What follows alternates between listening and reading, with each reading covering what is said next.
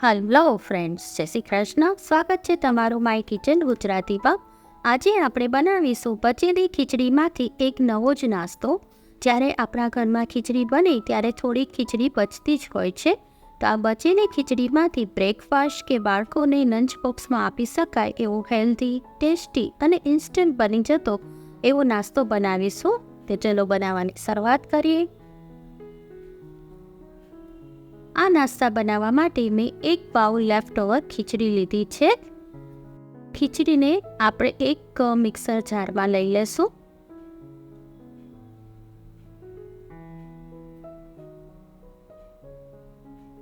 એક બાઉલ ખીચડી લીધી છે. હવે જે બાઉલથી તમે ખીચડી લો એ જ બાઉલથી તમારે બધું જ માપ લેવાનું છે.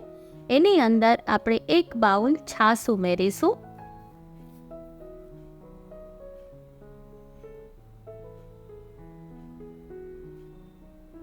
હવે એની અંદર આપણે એક ચમચી મીઠું ઉમેરીશું. હવે આ બધું સરસ આપણે બ્લેન્ડ કરી લેવાનું છે. જો તમને આજની રેસીપી ગમે તો લાઈક કરજો, તમારા ગ્રુપમાં શેર કરજો અને માય કિચન ગુજરાતીને સબસ્ક્રાઈબ કરી દેજો અને બાજુમાં આવેલા બેલ આઇકનને પ્રેસ કરી દેજો, જેથી આવનારા બધા જ નવા વિડીયોનું નોટિફિકેશન તમને મળી જાય. જો આ ટાઈપનું એકદમ આપણે સ્મૂથ બેટર તૈયાર કરી લેવાનું છે. આ ટાઈપનું એકદમ સ્મૂથ બેટર તૈયાર કરી અને એક મોટા બાઉલમાં એને લઈ લઈએ. ત્યારબાદ એની અંદર આપણે એક બાઉલ સૂજી લઈશું. આમાં આપણે એક બાઉલ ખીચડી લીધી છે, તો એની સામે એક બાઉલ છાશ લીધી છે અને એની સામે એક બાઉલ આપણે સૂજી લઈશું. આ ત્રણેય માપ આપણે એક સરખું જ રાખીશું. પછી એને બરાબર મિક્સ કરી લઈશું. ત્યારબાદ એક કઢાઈ લઈશું. કઢાઈમાં આપણે એક ચમચો તેલ લઈશું. તેલ થોડું ગરમ થાય એટલે આપણે એની અંદર એક ચમચી રાઈ ઉમેરીશું.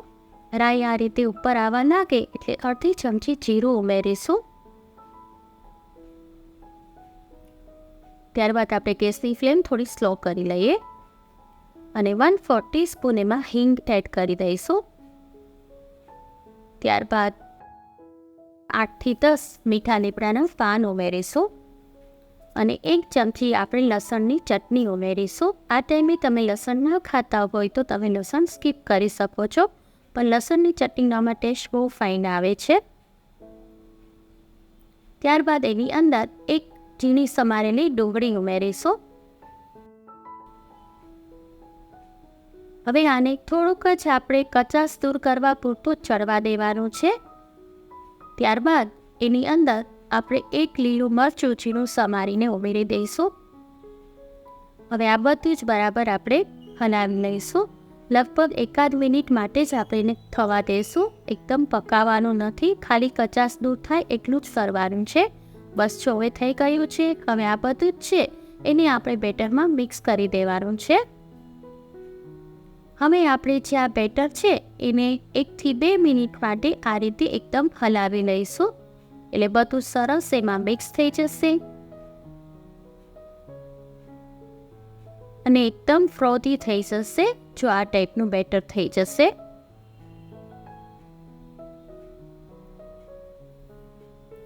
હવે એને આપણે 10 મિનિટ માટે રેસ્ટ આપી દઈએ.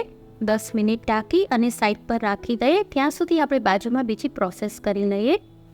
હવે આપણે જે આ ટાઈપની નાની વાટકી હોય કે પછી તમારી પાસે ઇડલીનું સ્ટેન્ડ હોય તો એ લઈ લેવાનું છે અને એને ગ્રીસ કરી લેવાનું છે અને સાઈડ પર આપણે પાણી પણ ગરમ કરવા રાખી દઈશું. સ્ટીમરને મૂકી દઈશું.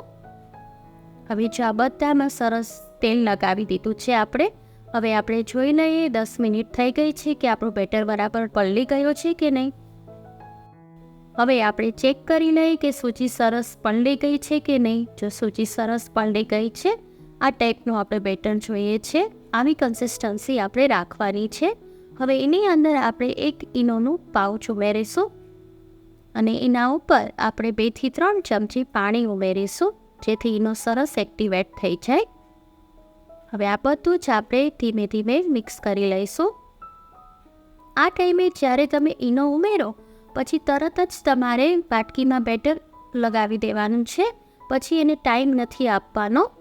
જો આ રીતે સરસ મિક્સ થઈ જાય, જો આ ટાઈપનું એકદમ ફ્રોધી થઈ જશે, એકદમ ફોરું બની જશે. આવું પડવું બની જાય એ ટાઈપનું આપણે કરવાનું છે. જો આ ટાઈપની કન્સિસ્ટન્સી આપણે જોઈએ છે. હવે આપણું બેટર તૈયાર થઈ ગયું છે. હવે એને જે આપણે વાટકીમાં ગ્રીસ કરેલું છે, તેલ લગાવેલું છે, આપણે એની અંદર આપણે ચીલી ફ્લેક્સ મૂકીશું. આ ટાઈપ થોડા થોડા ચીલી ફ્લેક્સ આપણે સ્પ્રિંકલ કરી દઈશું બધી જ વાટકીમાં.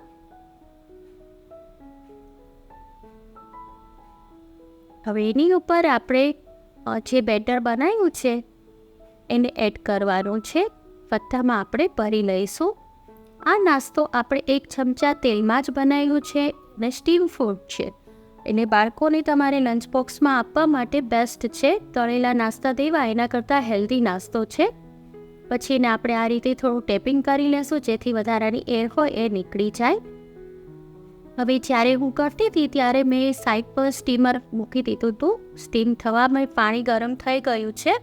હવે એની અંદર આપણે બધી જ વાટકી ગોઠવી દઈશું. આ ટાઈમે તમારી પાસે ઇડલીનું સ્ટેન્ડ હોય તો એમાં પણ તમે કરી શકો છો. બસ હવે એને ઢાંકી અને આપણે 10 મિનિટ માટે સ્ટીમ થવા દઈશું. અને આપણે ફૂલ ફ્લેમ પર સ્ટીમ કરવાની છે.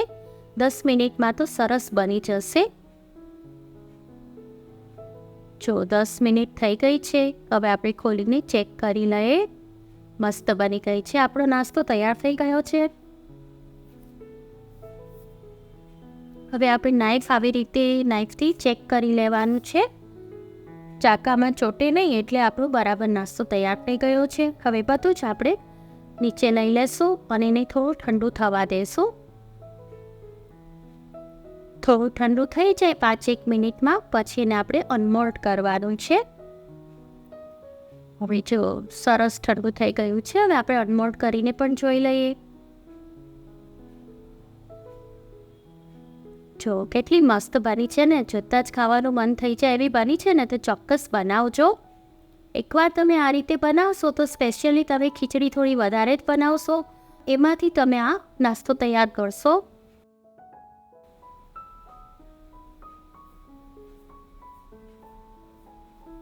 બસ જો બધી જ આપણે અનમોલ્ડ કરી લીધી છે. હવે એને આપણે જોઈ લઈએ કેવી પ્લફી બની છે. જો એકદમ સોફ્ટ બને છે ને એકદમ પ્લફી તૈયાર થઈ છે. હવે આપણે કટ કરીને પણ જોઈ લઈએ. જો કેટલી સરસ જાડી પડી છે ને. કોઈ કે આપણે બચેલી ખીચડીમાંથી બનાવી છે, પણ આપણે બચેલી ખીચડીમાંથી જ બનાવી છે અને એટલી ફાઇન બને છે આ. તો ચોક્કસ બનાવજો અને મને કમેન્ટ કરીને કહેજો કે આજની રેસીપી તમને કેવી લાગી. જો તમને મારી રેસીપી ગમતી હોય તો સબસ્ક્રાઈબ કરવાનું ના ભૂલશો. ફરી મળીશું એક નવી જ રેસીપી સાથે. Till then bye bye.